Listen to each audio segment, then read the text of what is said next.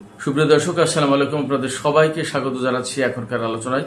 আপনাদের সঙ্গে আছি আমি সিরাজুল ইসলাম। দর্শক, খুবই গুরুত্বপূর্ণ খবর আছে, ব্রেকিং নিউজ। সৌদি আরবের আকাশসীমায় অবরোধ আরোপ করেছে ইয়েমেনের হুতি সমর্থিত সরকার। বলেছে আন্তর্জাতিক কোনো বিমান যেন সৌদি আরবের আকাশসীমায় চলাচল না করে। এদিকে হরমুজ প্রণালীতে নিয়ন্ত্রণ ধরে রাখার জন্য প্রয়োজনীয় আইন প্রণয়ন করার আহ্বান জানিয়েছে ইরানের জাতীয় সংসদ। একই সাথে ইরানের সামরিক বাহিনী বলেছে যুদ্ধ করে আমেরিকা হরমুজ প্রণালী খুলতে পারবে না। এর মাঝে আন্তর্জাতিক বাজারে তেলের দাম আকাশচুম্বী। আবার এক মাসের ভেতরে এখন সর্বোচ্চ পর্যায়ে আন্তর্জাতিক বাজারে তেলের দাম। এপাশে ইরানের সর্বোচ্চ নেতা আয়াতুল্লাহ আলী খামেনি, যিনি শহীদ হয়ে গেছেন, তার শাহাদাতের প্রতিশোধ নেওয়ার জন্য ইরানের জাতীয় সংসদের 180 জন সদস্য একটি কড়া বিবৃতি প্রকাশ করেছে। একই সাথে ইরানের সাবেক প্রেসিডেন্ট মাহমুদ আহমাদিনেজাদকে নিয়ে নানান ধরনের গুজব এবং খবর বেরিয়েছে। আসলে বাস্তবতা কি? সুপ্রিয় দর্শক, এই বিষয়গুলো নিয়ে এখন আমি আপনাদের সামনে মোটামুটি বিস্তারিত আলোচনা তুলে ধরার চেষ্টা করব। আশা করি আপনারা শেষ পর্যন্ত সঙ্গে থাকবেন। আর ভিডিও ভালো লাগলে লাইক, কমেন্ট, শেয়ার করবেন এবং চ্যানেলটি সাবস্ক্রাইব করে সাথেই থাকবেন। দর্শক, প্রথম যে আলোচনাটা করতে চাই সেটি হচ্ছে ইয়েমেনের হুতি আনসারুল্লাহ আন্দোলন সমর্থিত সরকার ঘোষণা করেছে যে সৌদি আরবের আকাশসীমায় যেন আন্তর্জাতিক কোনো বিমান সংস্থা তাদের বিমান পরিচালনা না করে পরবর্তী নির্দেশ না দেওয়া পর্যন্ত।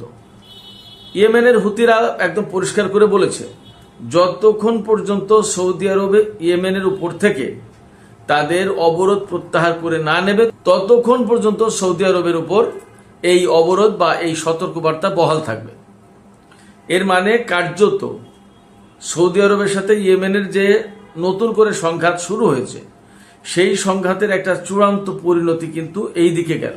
তার মানে সৌদি আরবের আকাশসীমা এখন চরমভাবে অনিরাপদ আন্তর্জাতিক যে কোনো বিমানের জন্য। কারণ ইয়েমেনিরা যে কোনো সময় যে কোনো মুহূর্তেই হামলা চালাবে এবং এই তাদের অবরোধ কার্যকর করার জন্য সম্ভবত আন্তর্জাতিক যে কোনো বিমান সংস্থা যারা কথা না শুনবে, তাদের এই নিষেধাজ্ঞা অমান্য করবে, তাদের বিরুদ্ধে ব্যবস্থা নিতে পারবে। তার মানে ড্রোন এবং ক্ষেপণাস্ত্র হামলা চালাতে পারে। সেক্ষেত্রে এখন সৌদি আরবকে হয় একটা মীমাংসায় আসতে হবে ইয়েমেনের সাথে, আর না হয় সৌদি আরবের উপর ইয়েমেন সামরিক শক্তি প্রয়োগ করে অবরোধ আরোপ করবে বা অবরোধ বাস্তবায়ন করবে। এখন মধ্যপ্রাচ্যের যে ক্রিটিক্যাল পরিস্থিতি, এই অবস্থায় ইয়েমেন এবং সৌদি আরবের ভেতরে যদি এই রকমের মারাত্মক দ্বন্দ্ব, সংঘাত, সংঘর্ষ, যুদ্ধ শুরু হয়, তাহলে প্রশ্ন এসে যাবে যে সৌদি আরবের সাথে যে জোট ছিল বাহরাইন, সংযুক্ত আরব আমিরাত, মিশর, সুদান, এই সমস্ত দেশও কি নতুন করে আবার ইয়েমেনের বিরুদ্ধে যুদ্ধ শুরু করবে কিনা? মধ্যপ্রাচ্যের বর্তমান প্রেক্ষাপট কিন্তু ভিন্ন।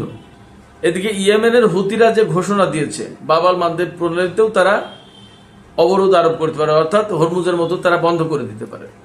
যদি তাই হয় তাহলে পরিস্থিতি কোথায় যাচ্ছে? তাহলে তেলের দাম অবধারিতভাবে বাড়বে। এরই মধ্যে আজকে সর্বশেষ যে খবর তাতে দেখলাম ব্রেন্ট ক্রুডের যে দাম সেটা হচ্ছে $84.98, তার মানে $85 ব্যারেল প্রতি। যুদ্ধের পরে, অর্থাৎ এই যে আমেরিকা এবং ইরানের ভেতরে যে সমঝোতা স্মারক সই হলো, তারপরে কিন্তু তেলের দাম, প্রতি ব্যারেল তেলের দাম $70 নিচেই চলে এসেছিল। এখন সেই তেলের দাম $85, তার মানে এক ব্যারেলে আপনার $15 বেড়ে গেছে। তার মানে প্রায় 5 ভাগের 1 ভাগ তেলের দাম বেড়েছে, তারও একটু বেশি। তো এই যে আন্তর্জাতিক বাজারে তেলের দাম ব্রেন্ট ক্রুড এই আর ওয়েস্ট টেক্সাস ইন্টারমিডিয়েট যেটা, সেটা 80.05, তার মানে $80 বেশি ব্যারেল প্রতি দাম।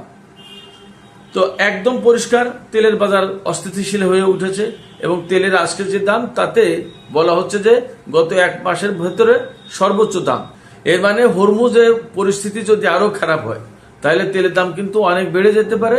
এবং যদি সৌদি আরব এবং তার সাথে যারা জোটে ছিল তারা যদি ইয়েমেনের বিরুদ্ধে যুদ্ধ শুরু করে তাহলে বাবাল মানদেব প্রণালী একদম পরিপূর্ণভাবে বন্ধ করে দেবে। এবং ইরানের সাথে যদি আমেরিকার যুদ্ধের মাত্রাটা আরো বেড়ে দেয়, তাহলে বাব আল মানদেব প্রণালী হুতিরা বন্ধ করে দেবে। তারা কিন্তু জোটবদ্ধ ঘোষণা দিয়েছে, এবারে যুদ্ধ প্রয়োজনে জোটবদ্ধভাবে করবে। তো যদি তাই হয় তাহলে তেলের দাম যে $200 চলে যাবে ব্যারেল প্রতি, তাতে আর কোনো সন্দেহ আপাতত নেই। আর এই সংকট, এই সন্দেহ কোথা থেকে আসছে মূলত মার্কিন প্রেসিডেন্ট ডোনাল্ড ট্রাম্প বলেছেন যে মঙ্গলবার অর্থাৎ আজকে আর কয়েক ঘন্টার ভেতরেই আমেরিকার সেনারা হরমুজ প্রণালী এলাকায় আবার নেভাল ব্লকেড মানে নৌ অবরোধ আরোপ করবে। তার মানে দাঁড়াচ্ছে ইরানের কোনো জাহাজ হরমুজ প্রণালী দিয়ে বের হতে পারবে না। তো হরমুজ প্রণালী দিয়ে যদি ইরানের জাহাজ বের হতে না পারে, তাহলে ইরানও কারো জাহাজ বের হতে দেবে না। তার মানে হরমুজ প্রণালী কমপ্লিটলি শাটডাউন হয়ে যাবে। এখানে সবচেয়ে দুঃখজনক হচ্ছে যে আমেরিকা কিন্তু সেই 7 সমুদ্র 13 নদী পার হয়ে এসে মধ্যপ্রাচ্যে একটা প্রণালীর উপর ব্লকেট দিচ্ছে, যার প্রেক্ষাপটে আর একটা প্রণালী বাব আল মানদেব প্রণালীও কিন্তু বন্ধ হয়ে যেতে পারে। আবার ইয়েমেনের সাথে সৌদি আরবের যে যুদ্ধের আশঙ্কা তৈরি হয়েছে এখন নতুন করে বড় যুদ্ধে, তাতে মধ্যপ্রাচ্যের সামগ্রিক চিত্রটাই কিন্তু পাল্টে যেতে পারে। এই রকম যদি পরিস্থিতি দাঁড়ায়, আমরা এরই মধ্যে কিন্তু কয়েকদিন খবর পাচ্ছি যে কুয়েত এবং বাহরাইন আর সংযুক্ত আরব আমিরাত তো আগেই আমেরিকার সাথে জোট পাকিয়ে ইরানের বিরুদ্ধে হামলা চালিয়েছে। ব্যাপারটা যদি তাই হয় তাহলে এমন হয়ে যেতে পারে যে বাহরাইন, কুয়েত এবং সংযুক্ত আরব আমিরাত এই সমস্ত সব দেশের সাথে ইরানের যুদ্ধ করা লাগতে পারে। একই সাথে আমেরিকা তো করবেই, ইসরায়েলও কিন্তু লেজ পাকাচ্ছে। ইসরায়েলের প্রধানমন্ত্রী বেনিয়ামিন নেতানিয়াহু আজকেও ঘোষণা দিয়েছে, ইরান যদি ইসরায়েলের উপর হামলা করে তাহলে এবার সিনারিও ভিন্ন হবে, বড় কিছু ঘটবে, ব্যতিক্রম কিছু ঘটবে। তাহলে কি ব্যতিক্রম কি ঘটবে? তারা কি ইরানের উপর পরমাণু বোমা হামলা চালাবে? দেখা যাক কি হয়। তো সামগ্রিকভাবে মধ্যপ্রাচ্যের যে পরিস্থিতি খুবই উত্তপ্ত, খুবই সংকটাপন্ন এবং বড় যুদ্ধ শুরু হয়ে যেতে পারে। সৌদি আরব যদি ইয়েমেনের বিরুদ্ধে যুদ্ধ শুরু করে তাহলে সিচুয়েশন কিন্তু ভিন্ন হয়ে গেল। অ্যাট এ টাইম ইরানের সাথে আমেরিকার, কুয়েতের, বাহরাইনের, সংযুক্ত আরব আমিরাতের, ওপাশে সৌদি আরবের সাথে ইয়েমেনের। তখন ইরাক, সিরিয়ার যোদ্ধারা কি করে, লেবানন কি করে, কি পরিস্থিতি দাঁড়ায়, মারাত্মক রকমের অনিশ্চিত অবস্থা তৈরি হচ্ছে। এইরকম একটা সিচুয়েশনে তেলের দাম সত্যি আকাশচুম্বী হবে। গত যে যুদ্ধটা গেল 40 দিনে, সেই যুদ্ধের চেয়ে মারাত্মক অবস্থা তৈরি হবে, এতে কোনো সন্দেহ নেই। এই অবস্থায় প্রত্যেকটা দেশকে, বিশেষ করে বাংলাদেশের মতো দেশগুলোকে খুবই সতর্ক থাকতে হবে এবং দ্রুত তেলের মজুদ গড়ে তোলা দরকার। তা না হলে খুব বিপদে পড়ে যাওয়ার আশঙ্কা রয়েছে। ইরান কিন্তু পরিষ্কার করে বলেছে আমেরিকা যুদ্ধ করে কোনো মতেই হরমুজ প্রণালী খুলতে পারবে না।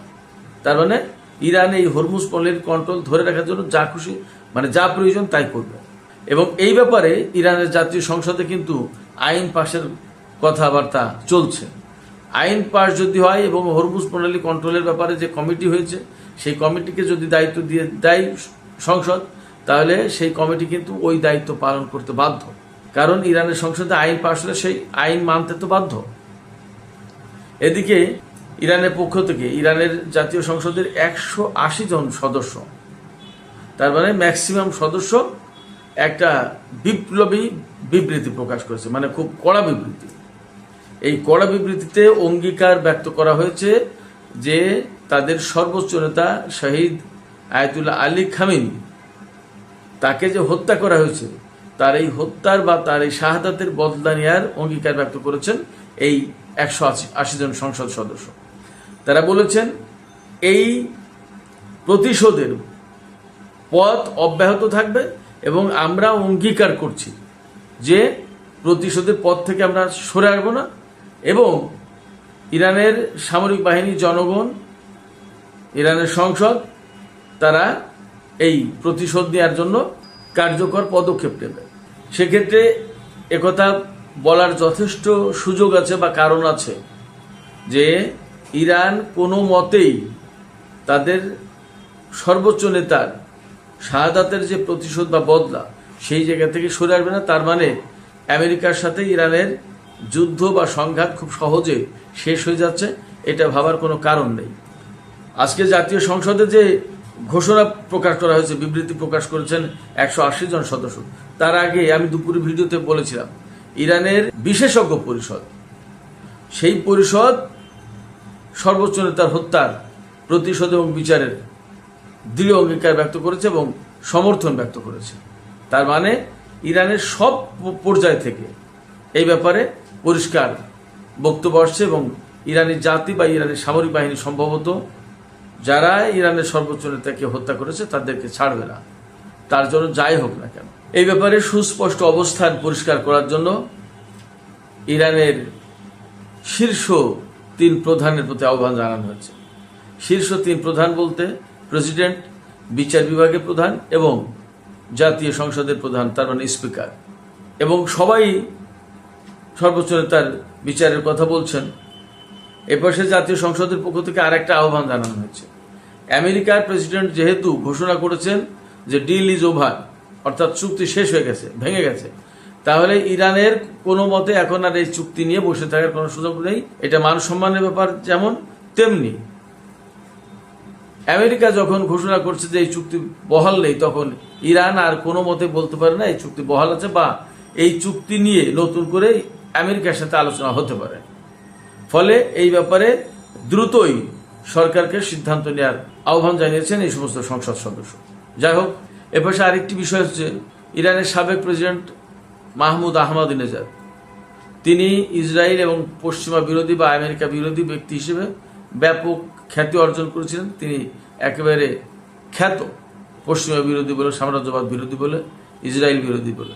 তিনি 2005 সালে ক্ষমতায় আসার পর ঘোষণা দিয়েছিলেন ইসরায়েলকে পৃথিবীর মানচিত্র থেকে মুছে দেওয়া হবে। তাকে নিয়ে এর আগে বিবিসি রিপোর্ট করেছিল, এখন নিউ ইয়র্ক টাইমস গতকাল রিপোর্ট করেছে যে এই আহমাদিনেজাদ ইসরায়েলের সাবেক মোসাদের প্রধান ডেভিড বার্নিয়ার সাথে হাঙ্গেরিতে দেখা করেছিলেন এবং নানাভাবে তিনি ইসরায়েলের সাথে যোগাযোগ করেছেন এবং ইসরায়েল আর আমেরিকা তাকে ইরানের ক্ষমতায় বসাতে চেয়েছিল। অর্থাৎ ইসরায়েল আমেরিকার সাথে মাহমুদ আহমাদিনেজাদ হাত মিলিয়ে ইরানের শাসন ব্যবস্থায় বা ক্ষমতায় আসতে চেয়েছেন, এইরকম একটা রিপোর্ট প্রকাশ করেছে নিউ ইয়র্ক টাইমস। এই ব্যাপারে মাহমুদ আহমাদিনেজাদের দপ্তর থেকে আজকে পরিষ্কার করে বলা হয়েছে এটা হলিউডের কল্পকাহিনী, সিনেমার মতো গল্প, এছাড়া আর কিছু না, বাস্তবতা তো নেই এবং মাহমুদ আহমাদিনেজাদের এইরকম চিন্তা করার কোনো কারণ থাকতেই পারে না। চরমভাবে, একদম চূড়ান্তভাবে এই রিপোর্ট প্রত্যাখ্যান করা হয়েছে এবং মাহমুদ আহমাদিনেজাদকে যে গৃহবন্দী বলা হয়েছে, তার দপ্তর থেকে বলা হয়েছে তিনি তো মুক্ত। সেক্ষেত্রে নিউ ইয়র্ক টাইমসের এই প্রতিবেদন একেবারেই গালগল্প। মজার ব্যাপার হচ্ছে যে পশ্চিমা গণমাধ্যম কিন্তু তাদের এজেন্ডা বাস্তবায়নের জন্য সবসময় চেষ্টা করে এবং এই মুহূর্তে ইরানের ভেতরে বিশৃঙ্খলা, ভেদাভেদ, মত পার্থক্য, ডিভিশন তৈরি করার একটা চেষ্টা করছে পশ্চিমা গণমাধ্যম। সর্বোচ্চ নেতাকে হত্যা করার পরে যে ঐক্য প্রতিষ্ঠা হয়েছে, এই ঐক্য আগের চেয়েও বেশি। এখন যেখানে সরকার পরিবর্তন করতে এসেছিল, এখন তারা বিপদে পড়ে গেছে, আরো ঐক্য বেশি হয়ে গেছে। কি করা হবে?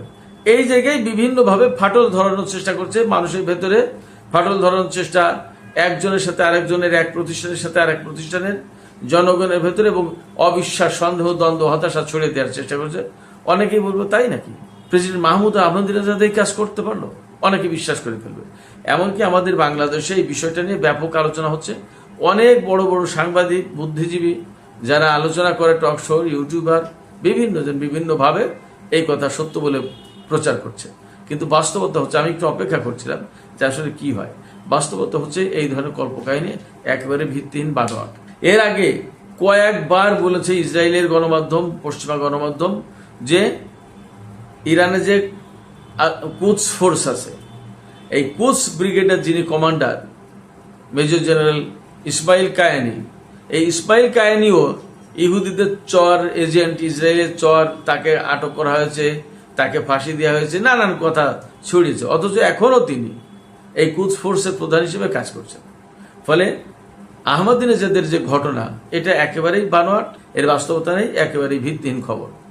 এদিকে ইরানের পররাষ্ট্রমন্ত্রী সাইদ আব্বাস আর একটি গুরুত্বপূর্ণ কথা বলেছেন। তিনি বলেছেন যে প্রতিবেশী দেশগুলো আগে তো বিদেশিদেরকে ঘাঁটি করতে দিয়েছিল যাতে বিদেশিরা ব্যবহার করে সে ঘাঁটি, আর এখন কোন কোন দেশ এমন হয়ে গেছে যে পুরো দেশটাই বিদেশিদের ঘাঁটি হয়ে গেছে। যে সেক্ষেত্রে ওই সমস্ত দেশের বিরুদ্ধে বা ওই সমস্ত ঘাঁটির বিরুদ্ধে আমাদেরকে লড়াই করতে হচ্ছে, যেটা দুঃখজনক, আমরা তো সেটা করতে চাই না। এই জায়গা থেকে আরেকটু আলোচনা করে আমি শেষ করব।